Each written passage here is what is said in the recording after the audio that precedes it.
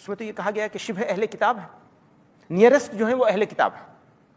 یہاں کے لوگوں کے بارے میں یہ کہا گیا. یہ بات اتنی زیادہ لوگوں کے بیچ کیسے پھیل گئی جب قرآن انہوں نے تو کہا حضرت مولانا قاسم نانوتوی رحمۃ اللہ علیہ نے لکھا ہے کہ میں جب ان کی تعلیمات دیکھتا ہوں تو مجھے ایسا لگتا ہے کہ شری رام چندر جی کے بارے میں اور شری کرشن جی کے بارے میں، دونوں کے بارے میں لکھا ہے، کتاب لکھی ہے کہ ان کی تعلیمات کا مطلب ٹیچنگز. جب ہم ٹیچنگز دیکھتے ہیں ان کی تو ہمیں ایسا لگتا ہے کہ وہ نبی تھے، ایسا محسوس ہوتا ہے. بسم اللہ الرحمن الرحیم نحمدہ ونصلی علی رسولہ الکریم. تو سامعین، آپ نے ابھی مولانا محمود مدنی صاحب کی یہ ویڈیو سنی جس کے اندر حضرت والا نے یہ فرمایا کہ جب ہم ان کی رام اور کرشن کی تعلیمات کو یعنی ان کی ٹیچنگز کو دیکھتے ہیں، تعلیمات اور ٹیچنگز کو جب ہم ان کو دیکھتے ہیں تو ایسا لگتا ہے، ایسا ہے نہیں بلکہ ایسا لگتا ہے کہ گویا کہ وہ نبی تھے. میں جب ان کی تعلیمات دیکھتا ہوں تو مجھے ایسا لگتا ہے. تو اب پہلے تو میں آپ کو بتا دوں کہ رام اور کرشن نبی تھے. اس بارے میں علماء دیوبند کا عقیدہ کیا ہے پہلے میں آپ کو وہ واضح کر دوں، پھر اس کے بعد میں یہ بتاؤں گا کہ ایسا لگتا کیوں ہے. تو یہ فتاوی محمودیہ جلد نمبر 1 پیج نمبر 449 پر آپ دیکھ سکتے ہیں کہ اس کے اندر لکھا ہوا ہے صاف طور پر کہ کرشن اور گوتم بدھ اور رام چندر وغیرہ کے صحیح حالات ہمارے علم میں نہیں ہیں. تاریخ میں رتب و یابس سب کچھ ہے جو کہ مفید یقین نہیں ہے، اس لیے کف لسان چاہیے. تو اب جو لوگ یہ کہتے ہیں کہ علماء دیوبند کا عقیدہ ہے کہ وہ رام اور کرشن کو اپنا نبی مانتے ہیں، تو وہ اس بات کو اچھی طرح اپنی آنکھیں کھول کر کے پڑھ لیں کہ ہمارا عقیدہ یہ ہے کہ رام اور کرشن ہمارے نبی نہیں ہیں، اس بات پر ہم خاموش ہیں. اب دوسری بات، ایسا لگتا کیوں ہے وہ میں آپ کو بتاؤں. اس لگنے کی وجہ کیا ہے؟ لگنے کی وجہ کیا بتائی آپ نے کہ ان کی تعلیمات کو دیکھ کر ایسا لگتا ہے. اب ان کی تعلیمات میں ایسا کیا ہے جس کی وجہ سے ایسا لگتا ہے کہ رام اور کرشن نبی تھے؟ تو آپ یہ دیکھیں کہ شرک وید پستک نمبر 8 ادھیائے نمبر 1 شلوکا نمبر 1 کے اندر آپ پڑھیں گے، آپ کو ملے گا اتھارتھ کسی کی بھی پوجا مت کرو سوائے اس کے، کس کے؟ ایشور کے. وہی ستیہ ہے، وہی سچا ہے اور اس کی پوجا ایکانت میں کرو. اور یہ بات ہمیں کہاں ملتی ہے؟ قرآن اور حدیث کے اندر. اب آگے چلتے ہیں. یجوروید ادھیائے نمبر 32 شلوکا نمبر 3 کے اندر کیا لکھا ہے؟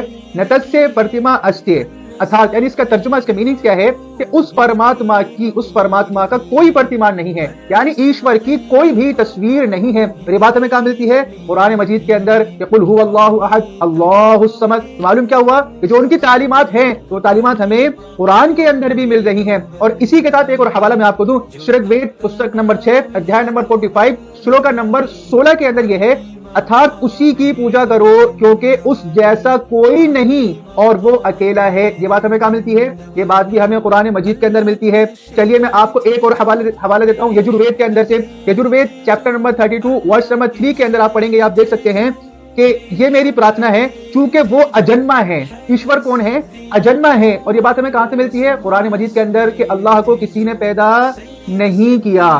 تو سامعین، یہ تعلیمات ہمیں کہاں ملی؟ ہندوازم کی کتابوں کے اندر. اور یہ تعلیمات ہمیں کہاں ملتی ہے؟ قرآن اور حدیث کے اندر. تو دیکھ کر کے کیا لگ رہا ہے کہ جو نبی نے ہمیں تعلیم دی ہے تو وہی تعلیم ان کی کتابوں کے اندر بھی موجود ہے. تو یہ پاسبل ہے کہ جن سے انہوں نے تعلیم لی ہے ہو سکتا ہے کہ وہ بھی نبی ہوں اور انہوں نے ان کا نام بدل لیا ہو. اور اس بات کا ثبوت بھی کہ ان کے جو بڑے ہیں ان میں نبی موجود ہیں اور انہوں نے ہمارے نبیوں کا نام بدل کر ان کو مانا ہے. اس بات کا پروف بھی میں ابھی جو ہے آپ کے سامنے دیتا ہوں. یہ آپ کی اسکرین پر ہے. یہ اسٹوری آف پروفیٹ نوح علیہ السلام is mentioned in several prawns with title منو. یعنی بہت سارے جو پران ہیں، ان ہندوؤں کے جو پران ہیں ان کے اندر حضرت نوح علیہ السلام کو منو کے نام سے جانا جاتا ہے. تو نام چینج کر دیا اور نیچے کون ہے؟ حضرت نوح علیہ السلام. اور ان بھوشیہ پران ہی از مینشنڈ بائی نیم نوح.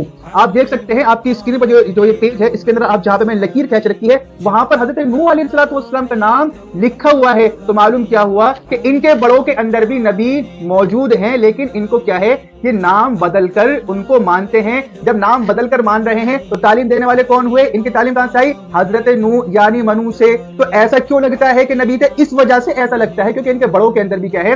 نبی موجود ہے. اور اب میں خود ان بریلیوں کی کتاب سے جو کہ ہمارے اوپر یہ دعویٰ کرتے ہیں کہ علماء دیوبند کا عقیدہ ہے کہ نبی تھے، ابھی خود آپ ان کی کتابوں میں دیکھیں کیا لکھا ہوا ہے. القرآن الکریم ماترجمہ کنز الایمان امام احمد رضا خان بریلوی، اس کی سورہ مریم پارہ نمبر 16 کی جہاں انہوں نے تفسیر کر رکھی ہے. یہ پورا اسکرین پیج آپ کے سامنے ہے.